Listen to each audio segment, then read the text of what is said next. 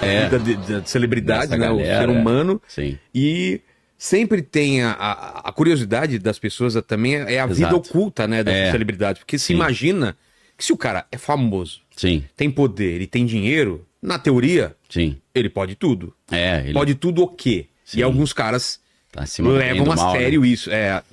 A gente o super-homem Nietzscheano era assim, né? Acima do bem e do mal. E tem várias séries que dão pistas disso, né?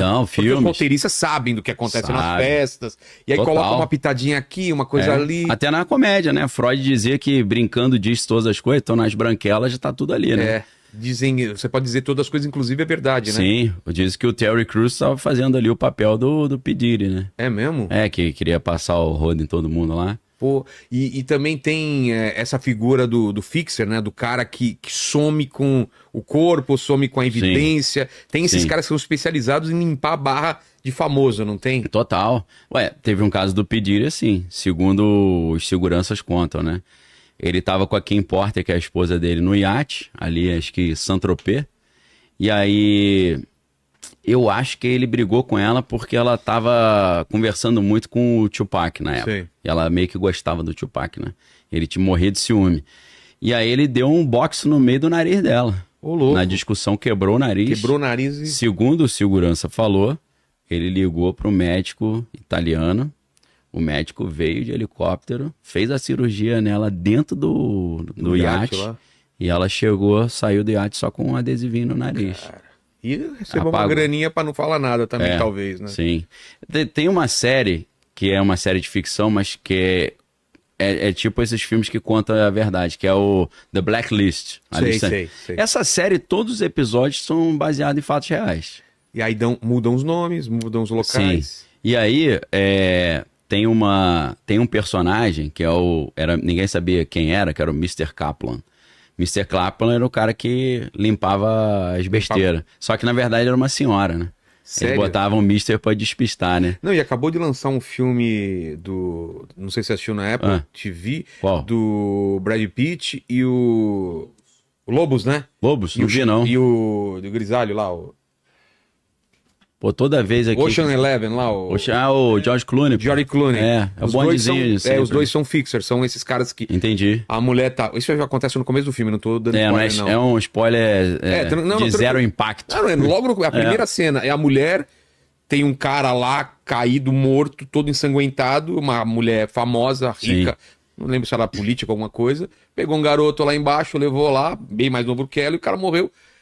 E tinha assim, se der algum problema, você liga pra esse cara. Sim. Esse cara na hora vai resolver. Aparece o cara e ele é o que dá o... Que some com o corpo, limpa a barra. Limpa a barra. Só que aparecem dois fixas, né? Entendi. Porque o hotel tinha um também. Que é um hotel de já luxo. alto nível. Eles não querem estar envolvido em nada. Se expor, né? Então é muito legal o filme. Eu lembro essa mulher, Mr. Kaplan, no The Blacklist, tem um episódio que eles alteram o DNA do cadáver. Pra não reconhecer. Que eles vão identificar como um indigente lá. Sei. Então, não duvido. Aqui no Brasil é diferente, né? Os caras têm um jacaré, já joga... Eles jogam em outra... O jacaré já... Eles pegam o corpo daqui... Mais fácil, né? Dá pro jacaré... Pra diminuir o índice de homicídio. O cara tem que trazer um químico de Harvard Mas você sabe isso, né? Pra diminuir o índice de homicídio daquela região, os caras pegam o corpo e jogam em outra região.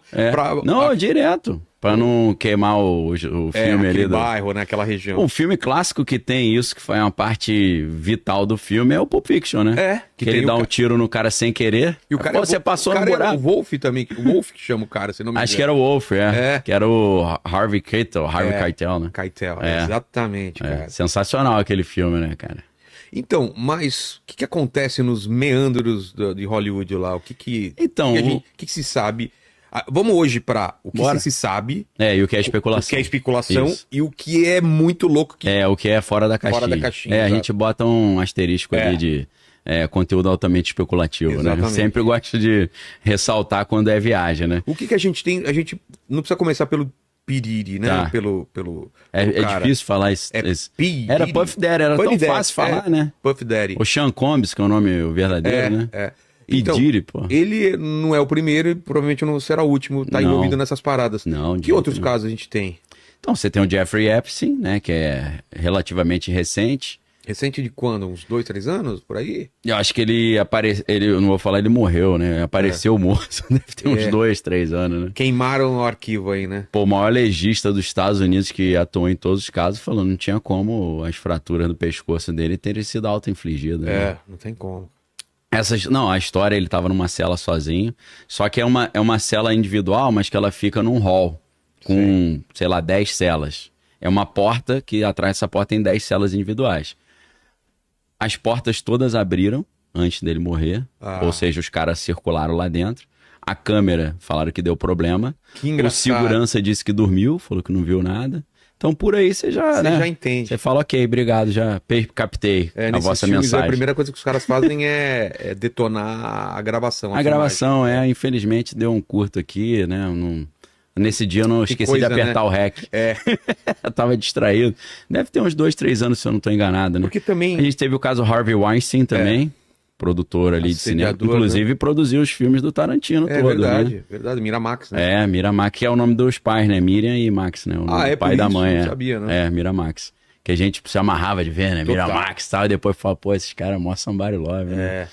E essas, já que eu sei que você gosta de história em quadrinho, lembra do Sin City? Claro. Né? Frank Miller, né? Cidade do Pecado. Aquele filho aquele The Yellow Bastard. The Yellow Bastard, verdade. Você lembra dessa história? Qual que foi a história? Era um serial killer. E fazia maldade com as menininhas, né? E aí, que eu esqueci o nome do Bruce Willis, qual é o nome do personagem? O que ele fez com o garoto? Porque o garoto era normal. Ele meteu-lhe um balaço nas partes íntimas e detonou as partes íntimas do cara.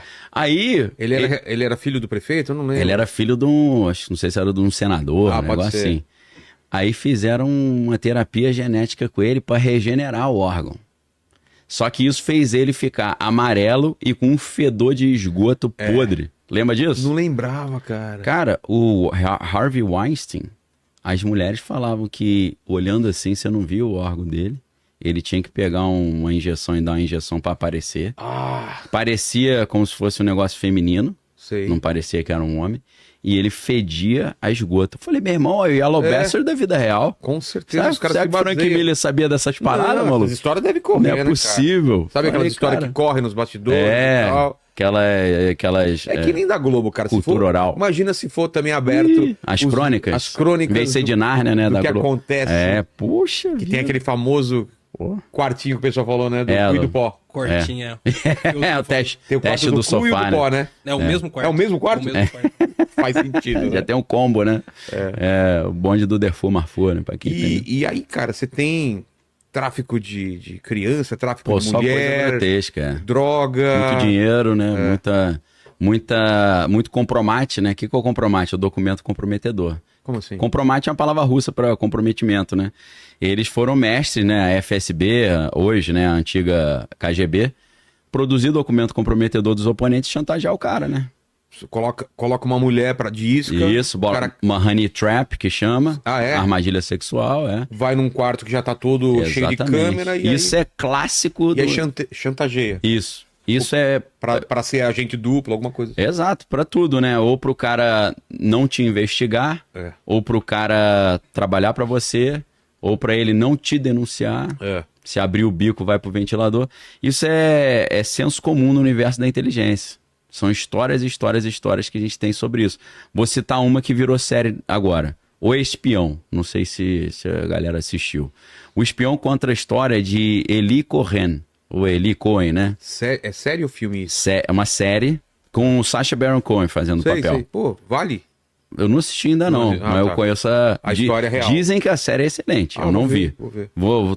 Tô terceirizando a opinião aqui, que eu não vi. Se você não gostar, não bota culpa em mim não. Tranquilo. Mas as poucas pessoas que me falaram que assistiram gostaram. É baseado em fatos reais. É a história de um cara que nasceu no Egito, depois foi para Israel. Ele na etnia judaica. E aí ele sempre quis trabalhar na inteligência, na espionagem, mas nunca foi aceito. Até que na terceira tentativa aceitaram ele. E aí sabe qual foi o plano? Eu não tô falando nada demais porque tá na série, né? O cara, Daniel, está revelando segredos da inteligência. Pô, tá até série na Netflix. Pegaram como o cara tinha nascido no Egito, falava árabe fluente. falava hebraico fluente também, inglês, francês, um poliglota. Mandaram ele pra Argentina pra se criar um personagem de que ele era um empresário muito bem sucedido sírio. E aí ele se mistura na comunidade árabe na Argentina para criar o seu disfarce e cheio da grana. E na Síria, o que ele faz? Aluga um apartamento, uma cobertura de luxo e começa a fazer umas festinhas bacanas no apartamento. Tá. E aí, lógico, isso aí você está falando é anos 60, mais ou menos. É bacana por causa do Baco, né? Que é o deus do vinho que dá origem às bacanalhas, né? Então por isso que eu tô, por isso que eu tô falando das festas bacanas.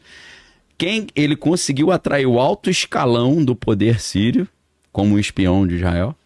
Inclusive virou o melhor amigo do Hafez al-Assad, que era o pai do Bashar al-Assad, que é o presidente. Ele era amigaço do cara, porque o cara participava das festinhas e levava umas meninas bonitas pra festa.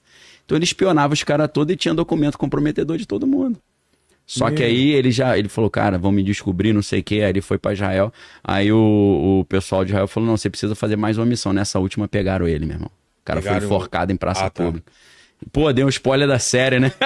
Mas será que acontece isso na série? Deve acontecer. Agora, olha lá. The Spy, é o espião, Sacha Baron Cohen.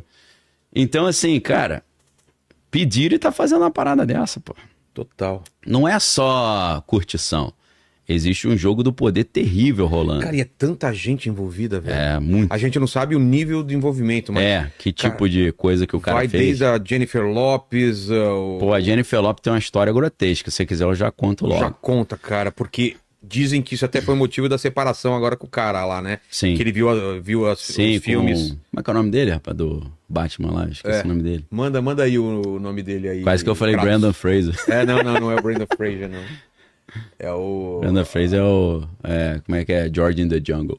Já pra falar um trash dele. É o Ben Affleck. Ben Affleck, Ben exatamente. Affleck. Então, quando... Teve uma época que o P. Diddy, ele brigou com a Kim Porter, que era a esposa dele, e ele começou a ter uma relação com a Jennifer Lopez. E eles foram numa boate lá em Nova York, e ele discutiu com uma mulher na boate, o P. Diddy. Ele deu um tiro na cara da mulher dentro da boate. Ela não morreu não, mas tomou um tiro na cara. E dizem, aí agora é especulativo, né? Você é testemunha, que a arma tava com a Jennifer Lopez. Ela que entregou a arma pra ele, deu o tiro. Cara, só que ela não acreditou que ele ia dar o tiro, ela achou que ele ia só dar um apavoro. E ele tirava onda, ele falava, eu já dei tiro na cara da uma mulher dentro da boate e não deu nada, porque os caras estão tudo no meu bolso. Entendeu? Então ninguém vai pra se vier pra cima, já viu. Bota as filmagens todas no ventilador. E aí, o que ele fez? Ele convenceu um amigo dele, rapper, a assumir o BO. Sim. Com a promessa de lançar o cara depois como rapper. E ele lançou. O advogado era tão bom e o cara tinha uma lábia tão boa e o dinheiro e o poder que eles absolveram o cara e ele lançou o maluco. Cara. Não explodiu, mas lançou um álbum lá. Entendeu? Então, assim, essa história é documentada aí, mas não tô com o vídeo dele dando tiro aqui na cara da mulher, mas existe. Aí nesse dia a Jennifer falou, tô fora mesmo, isso aí não é pra mim não. Isso aí eu não suporto não. Poxa. Que é muita baixaria. Eu achei que você ia falar dela com um monte de cara, de sexo grupal, né? Então, agora, essa semana surgiu uma acusação nova de que ele teria feito maldade com uma menina de 13 anos. Na presença de outras duas celebridades. Mano. Dizem que uma delas é a Jennifer Lopez. Cara, é pesado demais. E o lance dos olhos, cara? Do óleo de bebê lá. Então.